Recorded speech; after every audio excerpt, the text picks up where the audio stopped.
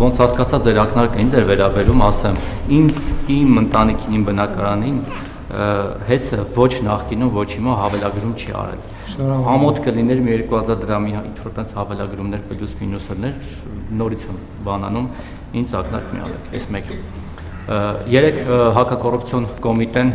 5 թե 6 խիստ վտանգավոր հանցագործի ձերբակալեց, որոնցից 3-ը նախկին պաշտոնյաներ էին Արման Սահակյանը, Արտեմ Ասատրյանը եւ Դավթյան Հայկը, հետո մի քանի ժամ հարցաքննելուց հետո ըստ մամուլի փողերը վերցրեց եւ բաց թողեց, հիմա այդ վտանգավոր հանցագործները դուրսն են։ Այս կոնտեքստում ես հիշեցի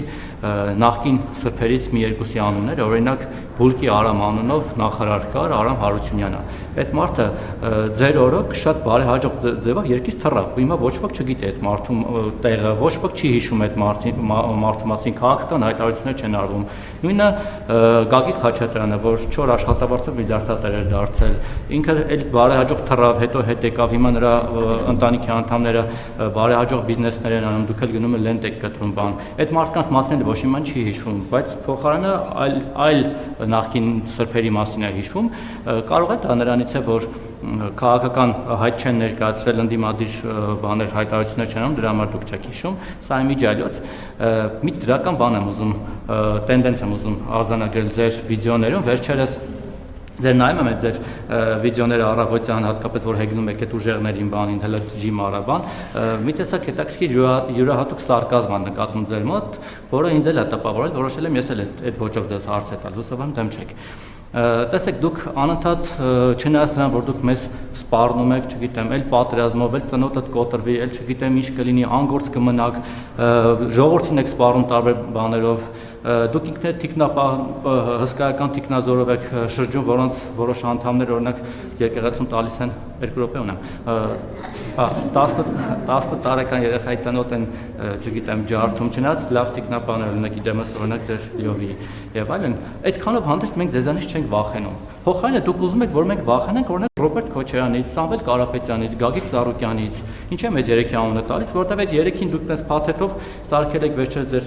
տեսանյութերից մեկում բան եռագլուխ հրեշ ու ասում եք, որ այ եթե ինձ չընտրեք, այս մարդիկ են գալու, այդ հրեշները ձեզ չգիտեմ ինչ են անելու։ Ուզում եմ հասկանալ Ռոբերտ Քոչարյանի ինչից պիտի մենք վախենանք։ Դուք անձամբ վախենում եք Ռոբերտ Քոչարյանից։ Եթե վախենում եք, ես չգիտեմ, շփվել եք իր հետ, թե չէ, ես որպես իր հետ շփված մարդ անկեղծ կարող եմ ասել, հեչ վախենալու չի։ Էլի ձեր ոճով ասեմ, դուխով, եղբայր, դուխով։ Իրանից վախենալ պետք չի, բայց խնդրում եմ Իրանով մեզ էլ մի վախեցրեք։ 18 թվին Սերժի Մերժեցիք, տեսանք ինչ եղավ, դուք ընտրվեցիք, 21 թվականի Քոչարյանով վախեցրիք, էլի ինքը եկավ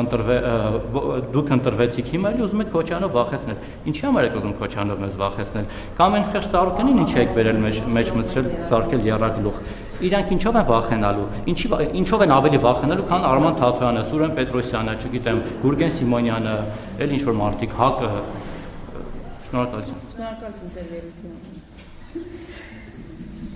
Ընդհանրապես որևէ մեկին ժողովրդին առավել եւս վախեցնելը դա անհետեցություն է, որովհետեւ եթե վախենալ որևէ մեկից պետք է որպես ահարկու ուժի, դա ժողովուրդն է, որից որևէ մեկից վախենալու անհրաժեշտություն որևէ մեկը չունի, որովհետև Հայաստանում ժողովուրդը իշխանության բարձրագույն կրող է եւ աղբյուր է եւ կարող է կայացնել ցանկացած որոշումներ։ Հետեւաբար վախեցնել ժողովրդին դա կներեք ոչ ճիշտ ձևակերպում է, որովհետև ժողովուրդը գերագույն ուժ է, գերագույն իշխանություն է, իշխանության տեր է, իմ գործատուն է, իմ ղեկավարն է եւ ես չեմ կարող նույնիսկ մտքովս անցնել, որ ես ժողովրդին վախեցնեմ։ Էսա պատճառը, որ մենք նաեւ ժողովրդին փորձում ենք հաշվետու լինել մեր արածների, մեր չարածների մասին եւ հաղորդակցության մեջ լինել։ Ինչ վերաբերվում է ձեզ այդ հաղորդակցությանը, ես հաղորդակցում եմ երբևէ գուցե ազատ ոճով, երբևէ գուցե ստեղծագործաբար,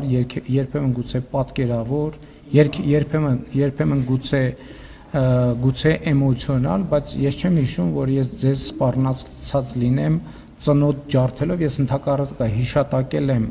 այն դեպքը, որի մասին դուք ինքներդ եք պատմել, ես այդտեղ ներկա չեմ եղել, կներեք, ես նկատում եմ, որը մեկին սպառնալու ընդհանրապես միտում եւ մտադրություն չունեմ, ինչ վերաբերում այդ վախենում ես, չես վախենում, այդ բան անիմաստ խոսակցություն է։ Ինչ վերաբերվում է պետական պահպանության ծառայությանը, պետական պահպանության ծառայությունը ինստիտուտ է, որը աշխատում է իր գործառույթները իրականացնելու ուղղությամբ եւ պետք է աշխատի իր գործառույթները իրականացնելու ուղղությամբ։ Ձեր մյուս հարցերին, ձեր նշած բոլոր անձանց վերաբերյալ կան իրավական գործընթացներ։ Մի մասը գտնվում են հետախուզման մեջ, մի մասը ինչքան գիտեմ խափանման միջոց կա ընտրված, մի մասով ապօրինի գույքի բռնագանձման գործընթացներ են տեղ ունենում, ոչ ոք չի մոռացվել եւ ոչինչ չի մոռացվել։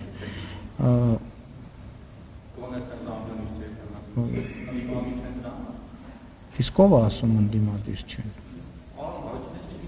Դե բա որ չգիտենք ուրա ինչա ինչ իմանանք ընդդիմադիրը, բա ինչ գիտեք ընդդիմադիր չի, եթե չգիտեք ուրա։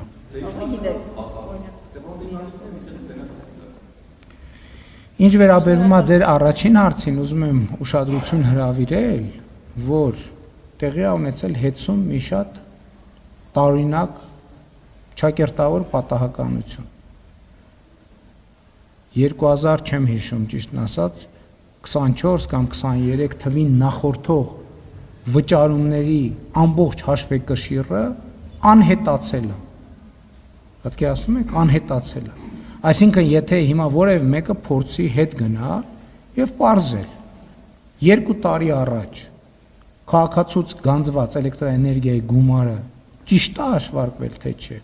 ավելա գանձվել թե չէ, այդ ինֆորմացիան անհետացել է հեծից ձեր նշած անձանց կառավարման ներքո։ Ինչի անհետացել։ Կարա պատահական կամ այդ ինչ ընկերություն է, այդ ինչ կառավարում է, որ ամբողջ բազան անհետանում է։ Դուք չգիտեք, դուք չեք կարող ասել, դուք ճիշտ է տենց բան պնդում եք, որ ձեր վրա ոչ մի հավելագրում չի, դուք չեք կարող դա ասել։ Դուք չեք կարող դա ասել, որովհետև օրինակ 2022 թվականի ձեր վճարումների բազան անհետացել է։ Չկա, գոյություն չունի։ Ոչ մեկ չի կարող, նույնիսկ փորձաքննությունը չի կարող ասել ձեզ ավել գրել են, թե չէ։ Հենց որ ինչպես ասում է, տենց ուվերենի մի ասեք։ Հավանիչ տեսանյութը եւ բաժանորդագրվիչ նորությունները բաց չթողնելու համար